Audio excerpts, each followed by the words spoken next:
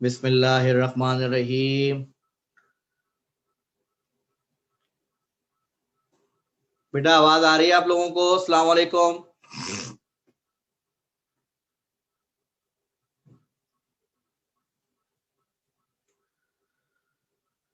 हाँ बेटा, आज आज हम लोग सेकंड चैप्टर स्टार्ट करेंगे। चैप्टर का नाम है इलेक्ट्रोस्टैटिक्स। Chapter number 12।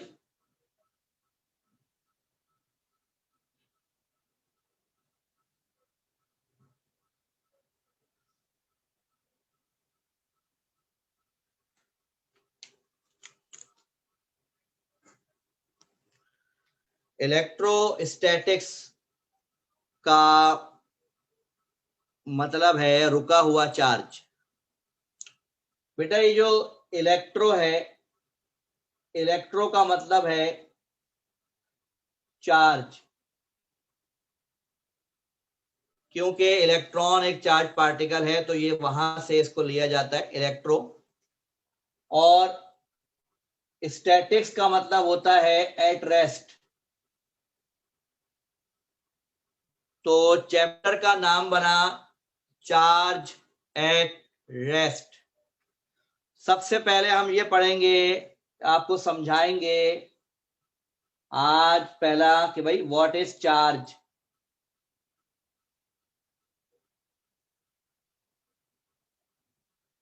चार्ज क्या होता है, चार्ज कितनी तरह का होता है और क्यों होता है।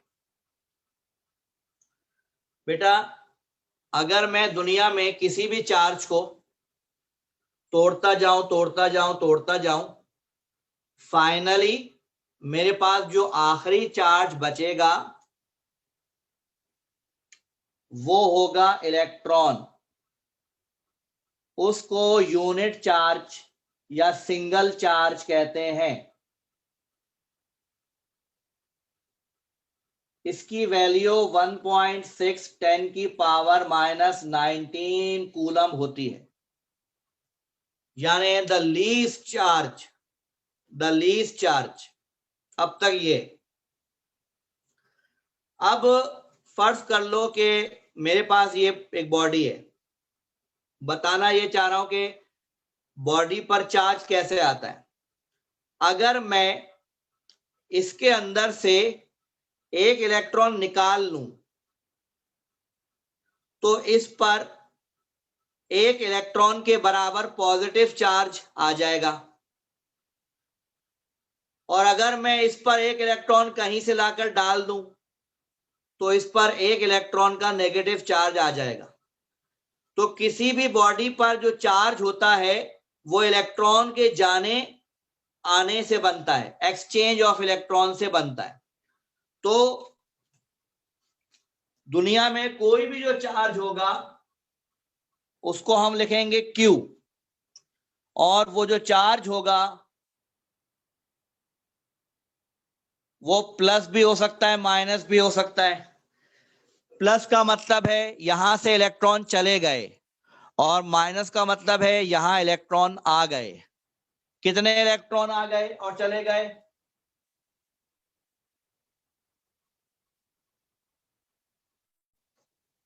ये है फार्मूला।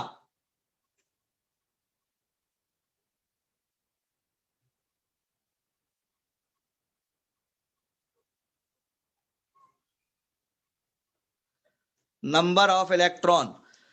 अगर किसी बॉडी से 2 इलेक्ट्रॉन कहीं ट्रांसफर हो गए तो यहां आ जाएगा 2। चले गए हैं तो +2e, इलेक्ट्रॉन की चार्ज की वैल्यू ये डालेंगे तो चार्ज आ जाएगा। तो बेसिकली चार्ज का सिंबल होता है Q, इलेक्ट्रॉन के चार्ज का सिंबल होता है E, और इसकी ये वैल्यू होती है। तो किसी बॉडी पर इलेक्ट्रॉन के जाने या आने से चार्ज बनता है। जी बेटा, यहां तक आपके समझ में आ गई बात?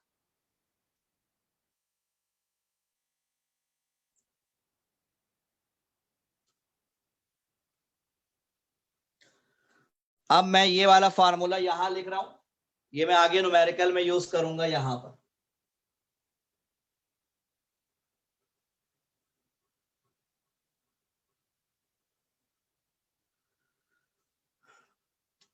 अगर लाइक चार्जेस हैं, दोनों पॉजिटिव हैं, लाइक चार्जेस, सिमिलर चार्जेस, तो ये रिपेल करेंगे। दो पॉजिटिव हैं, दो नेगेटिव है, रिपेल करेंगे। और अगर एक पॉजिटिव है, एक नेगेटिव है, तो ये अट्रैक्ट करेंगे। इसके बारे में एक लॉ है जिसे हम कहते हैं कूलम्स लॉ। तो हम पहले पढ़ेंगे कूलम्स लॉ।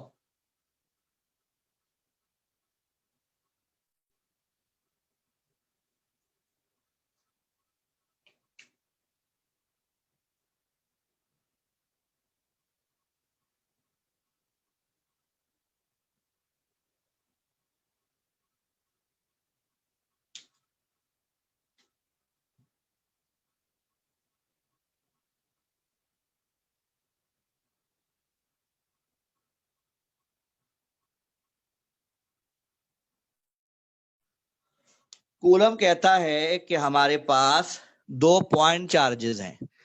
पॉइंट चार्जेस का मतलब होता है कि जो चार्ज एक ही पॉइंट पर कंसंट्रेट करे, ये पॉइंट चार्जेस हैं। तो कूलम कहता है ये जो चार्जेस हैं या ये अट्रैक्ट कर रहे होंगे या ये रिपेल कर रहे होंगे, डिपेंड कर रहा है कि ये लाइक चार्जेस हैं या अनलाइक हैं।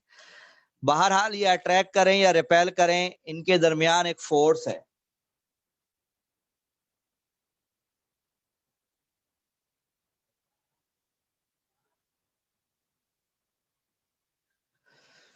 इनके दरमियान ये जो फोर्स है ये इलेक्ट्रोस्टैटिक फोर्स कहलाती है। और इलेक्ट्रोस्टैटिक फोर्स डायरेक्टली प्रोपोर्शन होती है प्रोडक्ट ऑफ चार्जेस पर। यानी अगर चार्जेस ज्यादा हैं, बड़े हैं, तो इनके दरमियान फोर्स स्ट्रांग होगी, और अगर ये चार्जेस छोटे हैं तो फोर्स वीक होगी। यानी according to Coulomb's law, every two charged particle in the universe always attract or repel each other by a force called electrostatic force. The electrostatic force is directly proportional to the product of charges and inversely proportional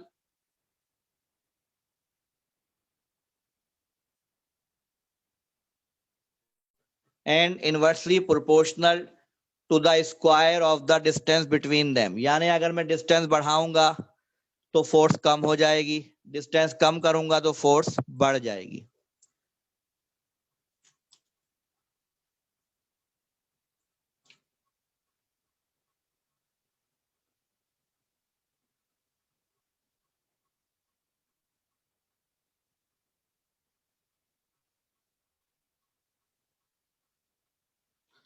By combining 1 and 2,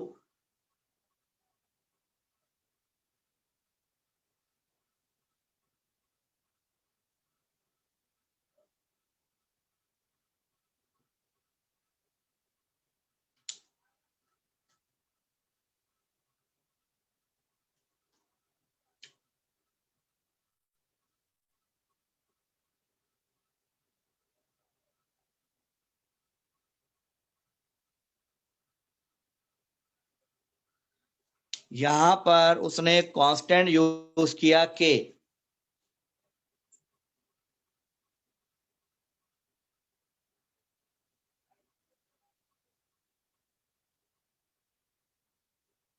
ये कहलाता है coulomb constant.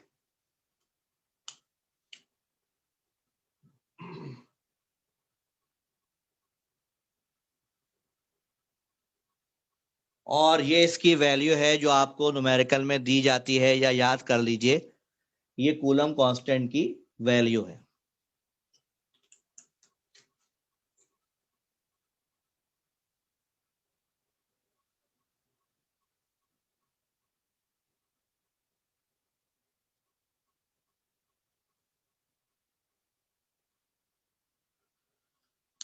ये जो value of के है ये coulomb ने determine की थी, और कूलम के मुताबिक ये जो के है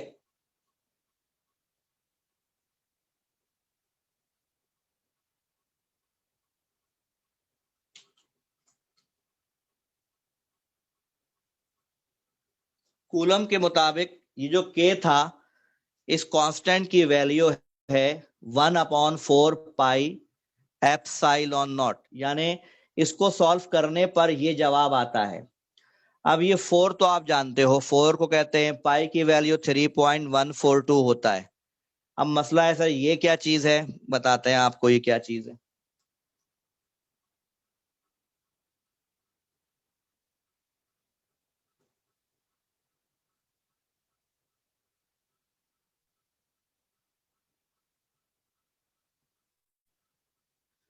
बेटा ये एक कांस्टेंट होता है जिसको कहते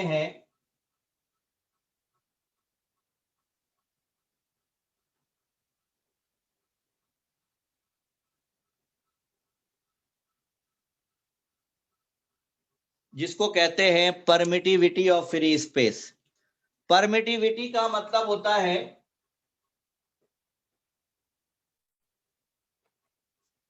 परमिशन लेटर, इजाजतनामा, यानी फ्री स्पेस यानी खला, जहां पर कोई चीज ना हो।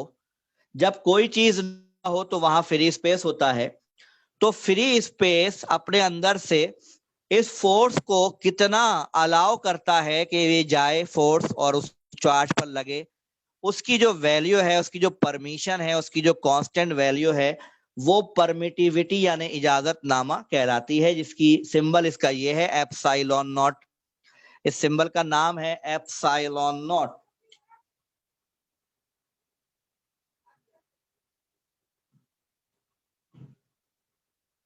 यानी इसका नाम बता रहा हूं एप्सिलॉन नॉट, सिंबल का नाम है। ये परमिटिविटी को शो करता है, ये एक कांस्टेंट है। जी बेटा, कोई सवाल अभी कोई पूछना है तो बताइए।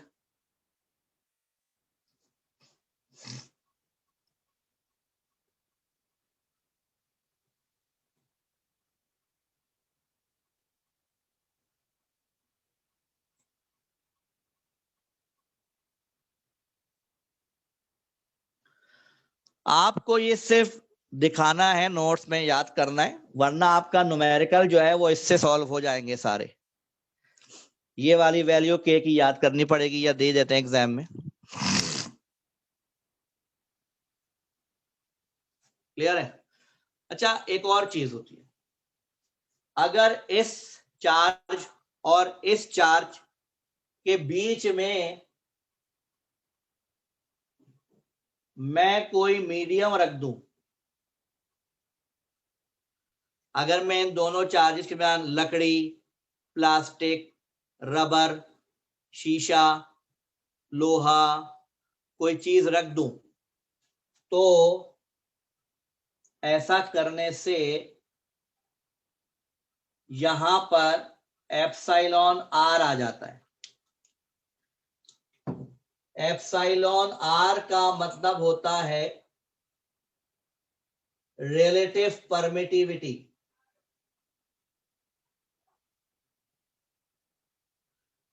एप्सिलॉन आर, मैं आपको मतलब समझाता हूं, इतना टेंशन ना लें। देखो, फर्ज कर लें आपको अपने कॉलेज में कोई गैदरिंग करनी है, फर्ज कर लें किसी की बर्थडे सेलिब्रेट करनी है दोस्तों में। आप गए प्रिंसिपल के पास, आपने कहा प्रिंसिपल साहब हम लोग दोस्त हैं, यार हैं, फला की सालगिरह है, हम फलाना कमरा इस्तेमाल करना चाहते हैं। तो प्रिंसिपल ने कहा भाई इजाजत है। तो जब जब कॉलेज में कोई नहीं था, कॉलेज खाली था, तो कॉलेज में खाली था तो सिर्फ प्रिंसिपल साहब बैठे हुए थे, फ्री स्पेस खाली था, तो तुम्हें इजाजतनामा किसका चाहिए था? तुम्हें इजाजतनामा चाहिए था प्रिंसिपल का। ये इजाजतनामा मिल गया। लेकिन अगर तुम अपनी सालगिरह ऐसे कमरे में करना चाह रहे हो जहां क्लास हो रही है, तो तुम उस क्लास में जाकर रिलेटिव परमिटिविटी यानी उस टीचर से भी परमिशन मांगोगे। तो अगर कोई मीडियम ना हो तो सिर्फ परमिटिविटी, सिर्फ इजाजतनामा प्रिंसिपल का चाहिए, फ्री स्पेस का चाहिए। और अगर कोई मीडियम आ जाए तो इसके साथ साथ तुम्हें एक और परमिशन चाहिए होगी। क्या मेरा बेटा, मेरी बताई हुई लॉजिक कुछ समझ में आई, एग्जाम्पल समझ में आई?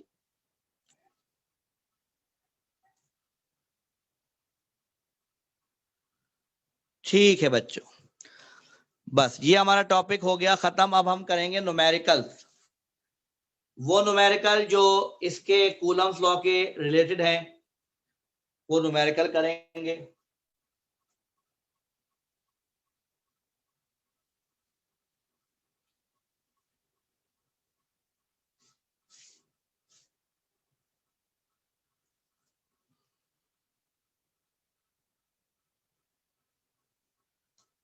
एक Q बराबर है एन ई, एक फार्मूला ये Q1 Q2 upon are square. ये दो फार्मूले मैंने आपको पढ़ाए हैं, इसके न्यूमेरिकल करेंगे। सबसे पहले मैं आपको करवाने जा रहा हूं बुक का न्यूमेरिकल नंबर 1, बुक का न्यूमेरिकल नंबर 1। बुक है ना आपके पास?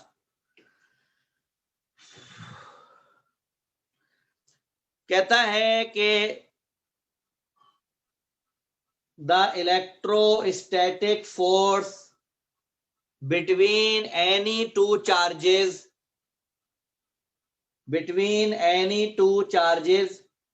is 0.2 Newton when they are 10 centimeter apart।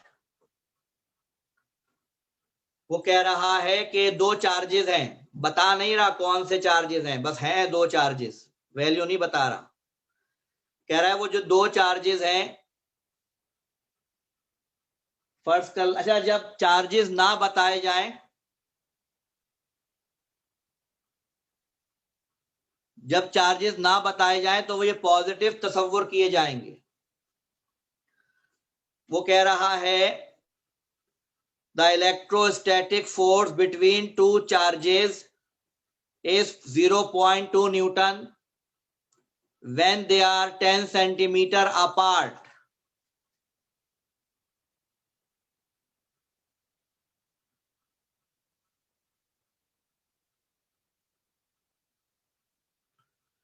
यानी जब इनके दरमियान का डिस्टेंस 10 सेंटीमीटर है तो इनके दरमियान फोर्स 0.2 न्यूटन है।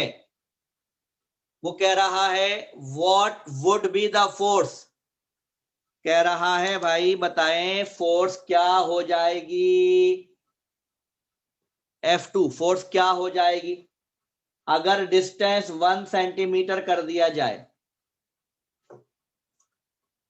पहला पार्ट।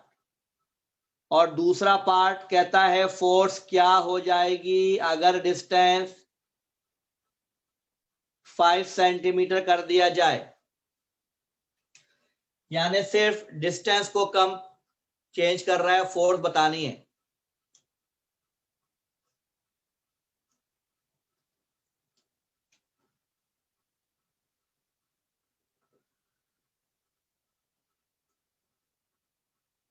मैंने फोर्स का फार्मूला लिखा के Q1 Q2 upon R1 square. फिर दोबारा मैंने फार्मूला लिखा F2 बराबर है के Q1 Q2 upon R2 square. क्या ये समझ में आया आपके कि पहले भी Q1 Q2 चार्ज थे, बाद में भी Q1 Q2 चार्ज है। ये डिस्टेंस 1 है तो फोर्स 1 है, डिस्टेंस 2 है तो फोर्स 2 है।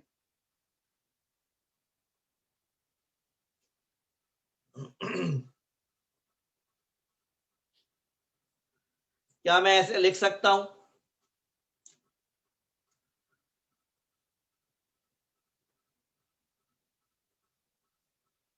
अगर मैं इन इक्वेशंस को डिवाइड कर दूं तो F1 डिवाइड होगा F2 से।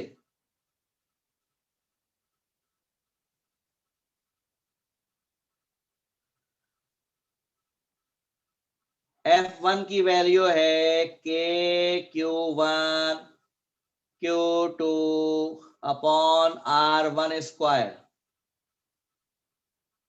F2 की वैल्यू है के Q1 Q2 upon R2 square.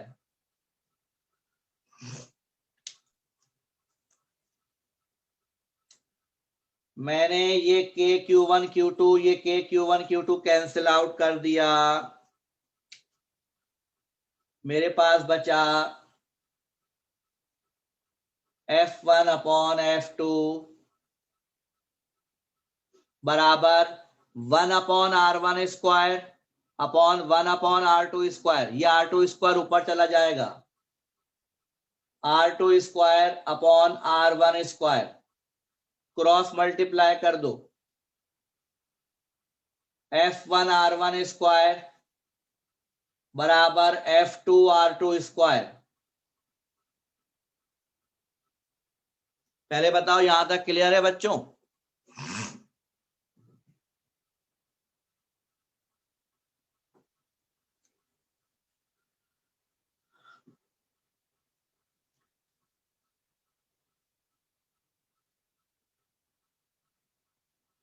Similarly मैं ये भी लिख सकता हूं, F1 R1 स्क्वायर बराबर है F2 R2 स्क्वायर बराबर है F3 R3 स्क्वायर,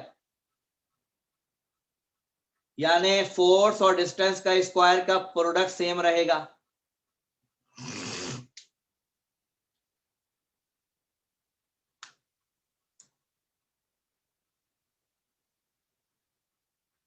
यहां तक कॉपी कर लें,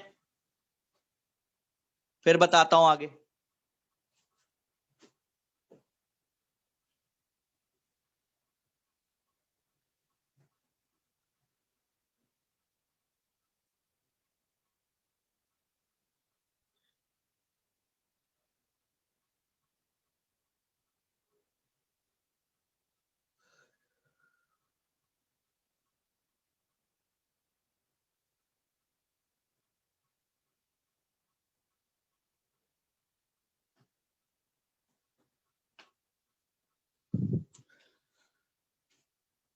अच्छा भाई, बेटा मैं ये हिस्सा मिटा दूं थोड़ा सा।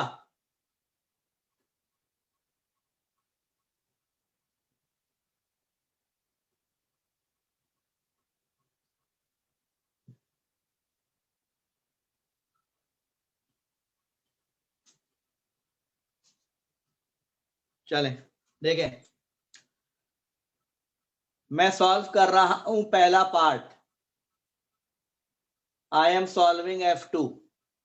मैंने अभी प्रूफ किया F1 R1 स्क्वायर बराबर है F2 R2 स्क्वायर, ये वाला फार्मूला यूज कर रहा हूं। F1 की जगह 0.2, R1 की जगह 10 और उसका स्क्वायर, F2 की जगह फोर्स, R2 की जगह। अब आप ये सोच रहे होंगे कि आपने सेंटीमीटर को मीटर में कन्वर्ट करना है कि नहीं करना।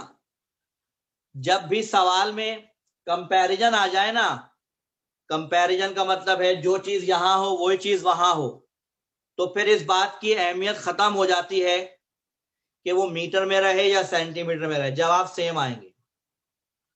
0.2,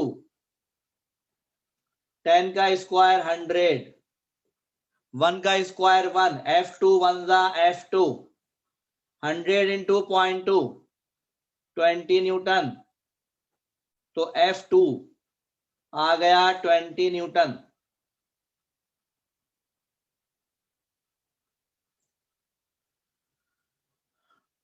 दूसरा पार्ट,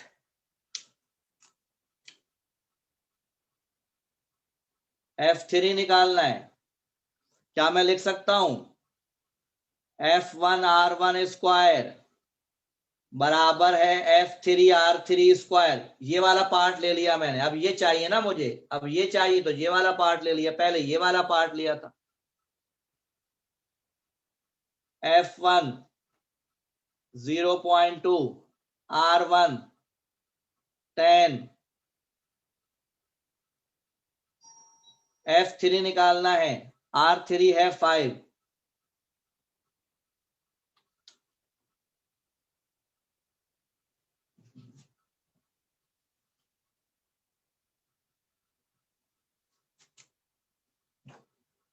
टेन का स्क्वायर 100 इंटू 0.2 20, 5 का स्क्वायर 25,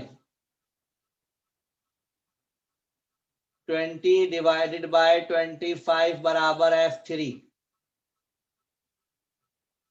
0.8 न्यूटन।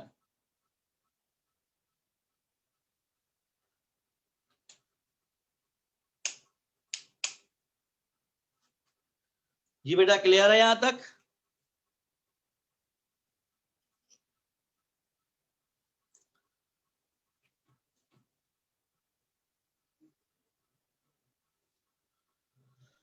अब हम करेंगे बुक का न्यूमेरिकल नंबर 11, न्यूमेरिकल नंबर 1 के बाद 11।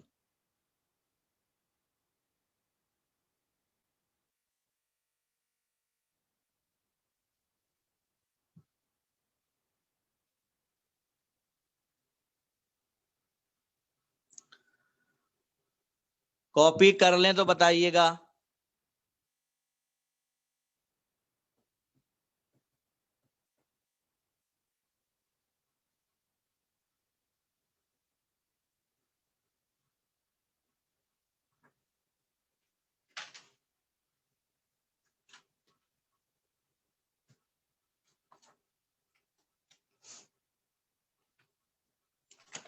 जो बुक का न्यूमेरिकल नंबर 11 है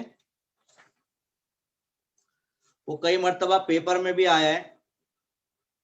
मैं आपको एयर बता रहा हूं,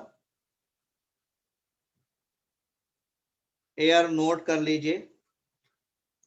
2006, 2010, 2015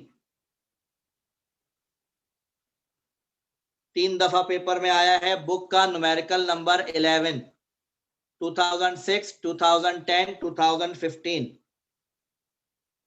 सवाल क्या है मैं भी आपको करके बताता हूं।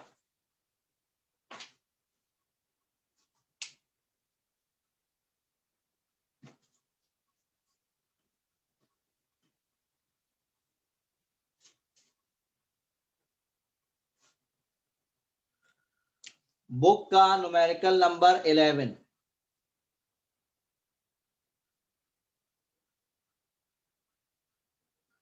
वो कह रहा है कि हमारे पास 2 स्फेयर हैं। स्फेयर मीन्स फुटबॉल, बॉल,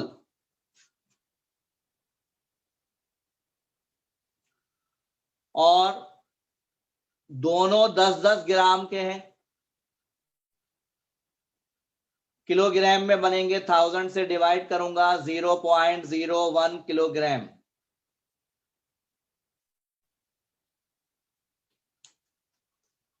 ये मासेज हैं, मासेज। तुम लोगों ने फर्स्ट ईयर में पढ़ा होगा न्यूटन लॉ ऑफ ग्रेविटेशन, पढ़ा है? Newton's law of gravitation. Newton कहता है कि अगर ये मासेज है, अगर ये मासेज है तो एक दूसरे को अट्रैक्ट करेंगे।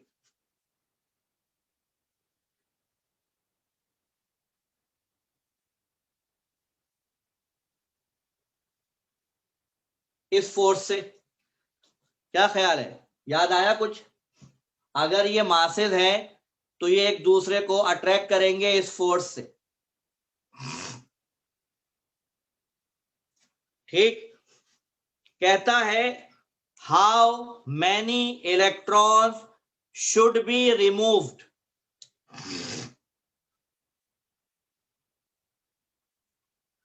बताओ मैं इनमें से कितने कितने इलेक्ट्रॉन निकाल लूं। भाई इनमें से इलेक्ट्रॉन निकाल लूंगा तो क्या होगा पता है? क्या होगा? इस पर पॉजिटिव चार्ज आ जाएगा और इस पर भी पॉजिटिव चार्ज आ जाएगा, दोनों पे चार्ज आ जाएगा। अभी ये अट्रैक्ट कर रहे थे, अब ये रिपेल करने लगेंगे। क्या ख्याल है? सही कह रहा हूं गलत कह रहा हूं? जब ये मासेस थे तो अट्रैक्ट कर रहे थे, अब मैंने इनमें से इलेक्ट्रॉन निकाल लिए, एन इलेक्ट्रॉन निकाल लिए, इसमें से एन निकाल लिए, इसमें से। अब दोनों पॉजिटिव चार्ज हो गए, पहले ये अट्रैक्ट कर रहे थे, अब ये रिपेल कर रहे हैं। कह रहा है कितने इलेक्ट्रॉन निकालूं, कितने इलेक्ट्रॉन निकालूं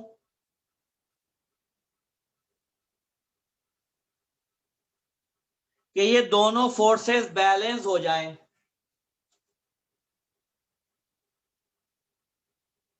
electrostatic repulsion be balance by gravitational attraction. कहता है कितने इलेक्ट्रॉन निकालूं कि इलेक्ट्रोस्टैटिक रिपल्जन बैलेंस हो जाए ग्रेविटेशनल अट्रैक्शन के। समझ आई बच्चों? तो देखो,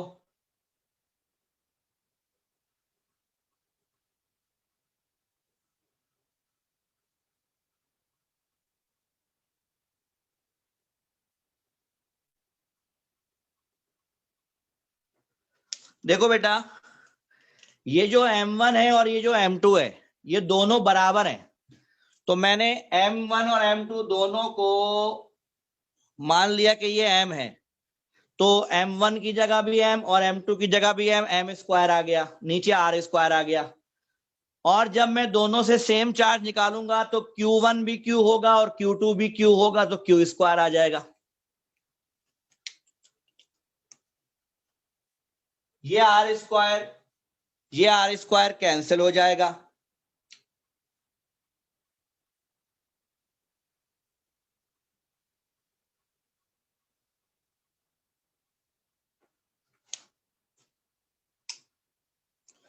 क्यू स्क्वायर बराबर जी एम स्क्वायर अपॉन के हो जाएगा।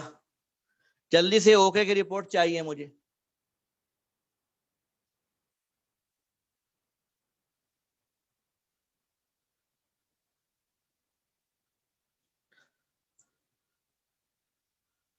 क्यू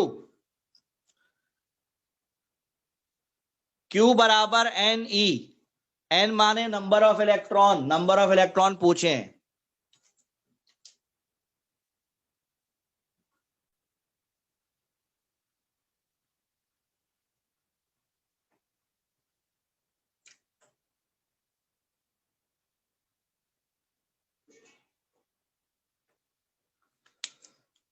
मैंने क्यू की जगह रख दिया N E square, N square E square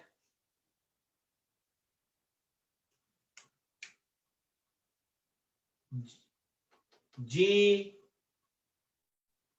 M square upon K. मुझे एन एन चाहिए।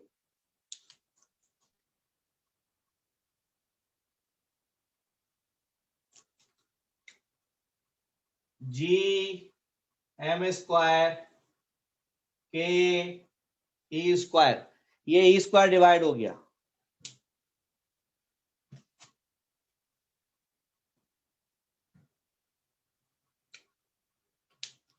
वैल्यूज रख दो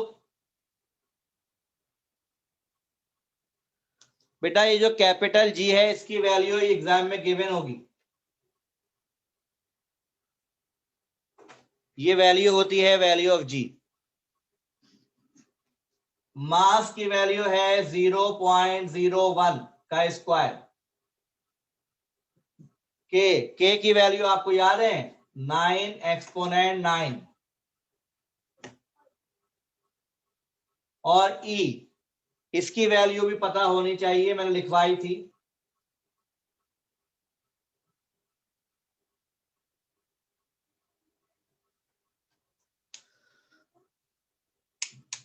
अब आपके पास कैलकुलेटर है, कैलकुलेटर से इसको सॉल्व करके मुझे बताएं यहां क्या जवाब आया।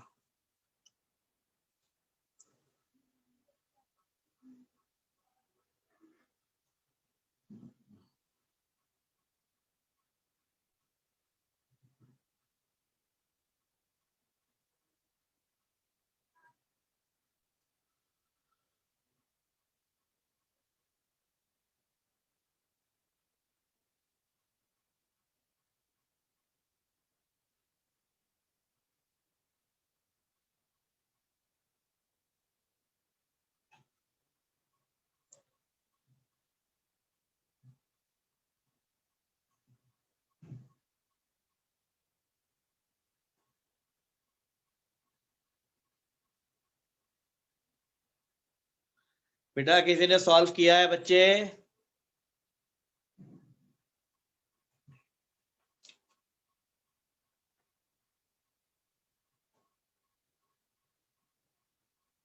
चलें, ये आंसर आया। अभी ये स्क्वायर खत्म करना पड़ेगा।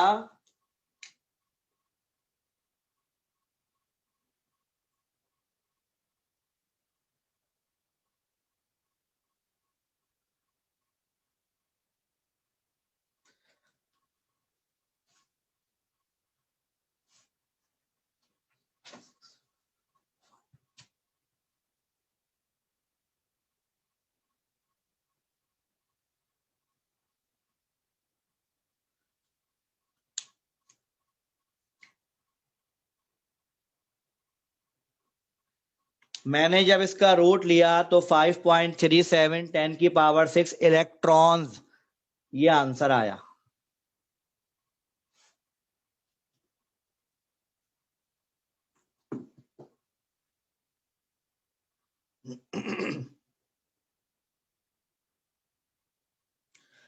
ई क्या है? ये इलेक्ट्रॉन्स है बेटा। उसने कहा था ना how many electrons, number of electrons, तो नंबर ऑफ इलेक्ट्रॉन को ES लिखते।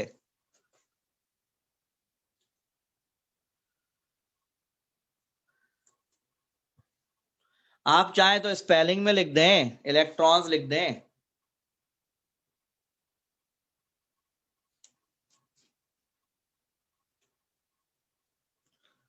जी बेटा, क्लियर हो गई यहां तक बात?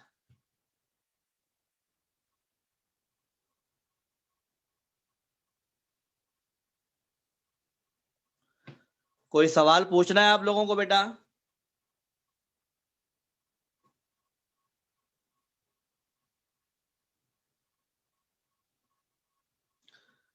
बस इंशाल्लाह अगले वीक मुलाकात होगी बेटा।